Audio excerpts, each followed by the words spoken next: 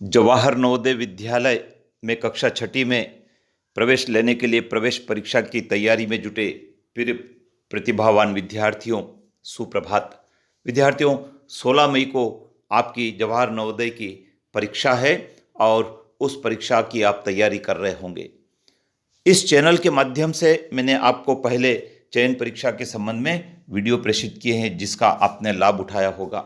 विद्यार्थियों, आज की इस वीडियो में हम गणित विषय के प्रश्नों की बात कर रहे हैं और ये वो प्रश्न है, ये वो सवाल है जो पिछले सालों में परीक्षा में पूछे गए हैं। इस वीडियो के माध्यम से आपको यह गाइडेंस मिल जाएगा कि आपको गणित के किस प्रकार के सवाल परीक्षा में आएंगे और उनको हल करना है। मैं विद्यार्थियों के पालकगण से और विद्यार्थियों के शिक्षकगण से भी अनुरोध करूंगा कि आपका पुत्र या पुत्री यदि कक्षा 5वीं में अभी पढ़ता और छठी में जवाहर नवोदय विद्यालय में प्रवेश लेने के लिए प्रवेश परीक्षा की तैयारी कर रहा है, तो आपको इस वीडियो में बताए गए सवाल से संबंधित और सवालों की प्रैक्टिस इन बच्चों को करवाना है, जिससे कि ये बच्चे सिलेक्ट हो जाए। आइए जानते हैं क्या सवाल पूछे गए हैं गणित में।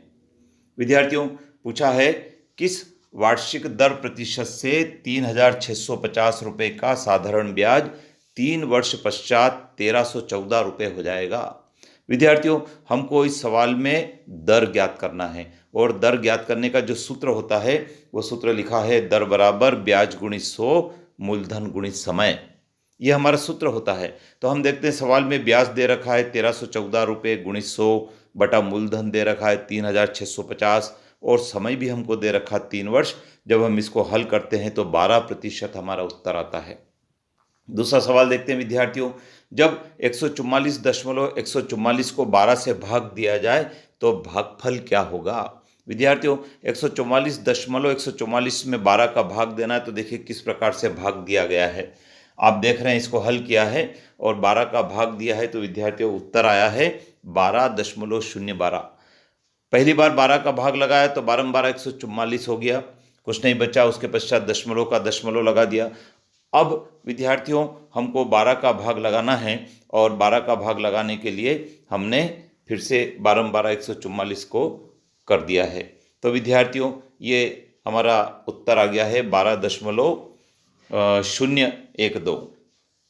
बड़ी से बड़ी 5 अंकों की संख्या तथा 4 अंकों की बड़ी से बड़ी संख्या का योग क्या होगा।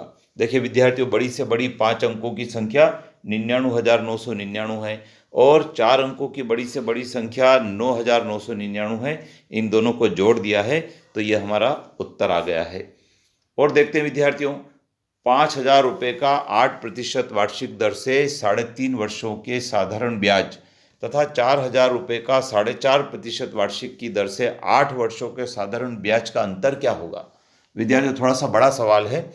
हमको 5,000 रुपये का 8% की दर से 3.5 वर्षों का ब्याज ज्ञात करना है। तो साधारण ब्याज का सूत्र है मूलधन गुणित दर गुणित समय बटा 100। तो हमने लिखा 5,000 गुणित 8 गुणित 3.5 वर्षों का था तो 3.5 हमने लिखा और बटा 100 लिखा था, लेकिन ऊपर 3.5 था तो दशमलव को हटाकर नीचे एक शून्य और बढ़ा दी है। तो इसको हम हल करेंगे तो 1,400 रुपये ब्याज आया। और इसी प्रकार 4,000 को भी हल करेंगे। 4,000 रुपये का जो मूलधन था उस पर 4.5% की दर से 8 वर्षों का यदि हमने निकाल दिया है तो हम देखते हैं कि वो 1,440 रुपये आता है और हमको अंतर पूछा है तो इन दोनों का अंतर 40 रुपये आंसर हुआ।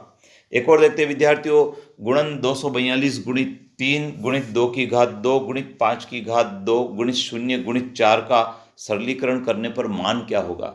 विद्यार्थियों, हम देखते हैं कि 243 गुणित 3 गुणित 2 की घात 2 को हमने किया तो 2 दूनी 4 गुणित 5 की घात 5 हमने लिखा है तो 5 25 और फिर 0 और 4। विद्यार्थियों, हम देखते हैं इस पूरे गुणन में एक शून्य आया है, अतः हम किसी भी संख्या का शून्य में गुणा करेंगे तो हमारा उत्तर शून्य ही आएगा।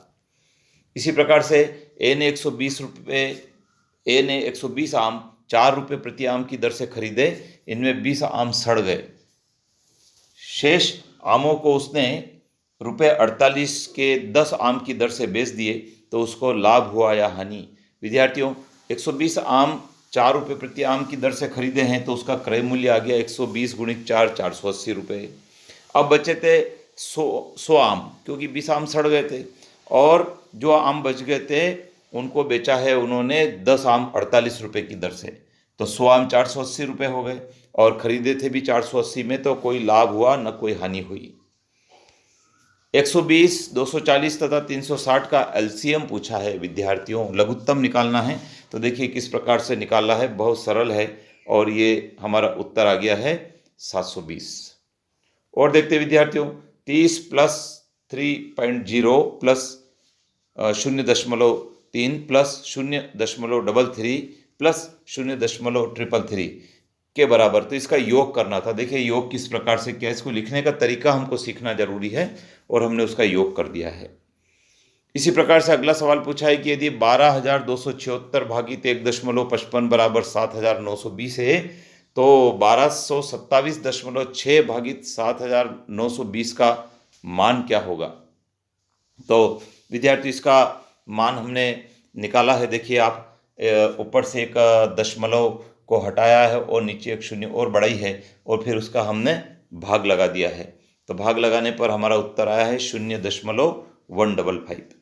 इसी प्रकार विद्यार्थियों 2 की घात 2 धन 2 की घात 3 धन 2 की घात 4 धन 2 की घात 5 का मान क्या होगा। तो देखिए किस प्रकार से हमने लिखा है, 2 गुणित 2 गुणित 2 गुणित 2 गुणित 2 प्लस 2 गुणित 2 गुणित 2 गुणित 2, जितना स्क्वायर होगा उतना हम उसको लिखकर प्लस कर देंगे, तो हमारा उत्तर आ गया विद्यार्थियों 60। और देखते हैं विद्यार्थियों, एक पैटर्न का सवाल आया है। पैटर्न दिया है 4, 9, 16 और खाली स्थान दिया और उसके आगे दिया है कि अगले 3 पद क्या होंगे।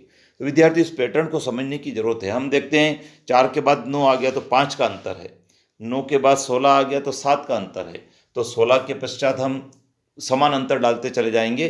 पहले 9 का डालेंगे, फिर 11 का डालेंगे, फिर 13 का डालेंगे। तो 9 का यदि 16 में 9 प्लस करते हैं 25, 25 में 11 प्लस करते हैं 36, 36 में 11 प्लस करते हैं तो 39। तो हमारे अगले 3 पद हो गए विद्यार्थियों 25, 36 और 49। विद्यार्थियों एक व्यक्ति ने 12 किलोमीटर दूरी के स्थान तक जाने के लिए एक टैक्सी किराए पर ली। पहले 2 किलोमीटर का किराया 25 रुपये है तथा प्रत्येक उत्तरोत्तर किलोमीटर का किराया 10 रुपये है। कुल देय किराया क्या होगा। विद्यार्थियों 12 किलोमीटर जाना है और प्रथम 2 किलोमीटर के लिए 25 रुपये दिए, तो हमने लिखा पहले 2 किलोमीटर का किराया 25 रुपये, उसके पश्चात प्रत्येक किलोमीटर के लिए 10 रुपये दिए हैं। तो हमको 12 जाना था, 2 तो हम चल दिए, 10 किलोमीटर बचा था और प्रत्येक का 10 था, तो 10 × 10 100 रुपये, ये हो गया, कुल 125 रुपये हो गया। विद्यार्थियों मोना ने एक कमीज 860 रुपये में खरीदी और उसे 15% के लाभ पर बेच दिया। इस कमीज का विक्रय मूल्य कितना होगा। विद्यार्थी विक्रय मूल्य पूछा और विक्रय मूल्य का मतलब होता है क्रय मूल्य धन लाभ। तो 860 रुपये में कमीज खरीदी और 15% लाभ पर बेच दिया, तो 15% उसका हो गया 129 रुपये। तो हम जो 860 है उसमें 860 जो हमारा क्रय मूल्य है उसमें 129 को जोड़ दें तो 989 विद्यार्थियों हमारा आंसर हो गया। तो विद्यार्थियों ऐसे जवाहर नवोदय परीक्षा में गणित के सवाल जो होते हैं वो काफ़ी सरल आते हैं और मैंने इस वीडियो के माध्यम से आपको वर्ष 2015-16 में जो सवाल आए उनके बारे में बताएं। ऐसे सवाल आगामी वर्षों में भी आते रहे हैं, तो आप इन सवालों को छुड़ाएं और चैनल पर बने रहें, क्योंकि अगला वीडियो पुनः आपकी जवाहर नवोदय परीक्षा की तैयारी का ही होगा और उससे आपको घर बैठकर तैयारी करने में सुविधा होगी। अपने मित्रों को भी बताएं, उनको भी जोड़ें, शेयर करें, लाइक करें, सब्सक्राइब करना नहीं भूलें। जय हिंद।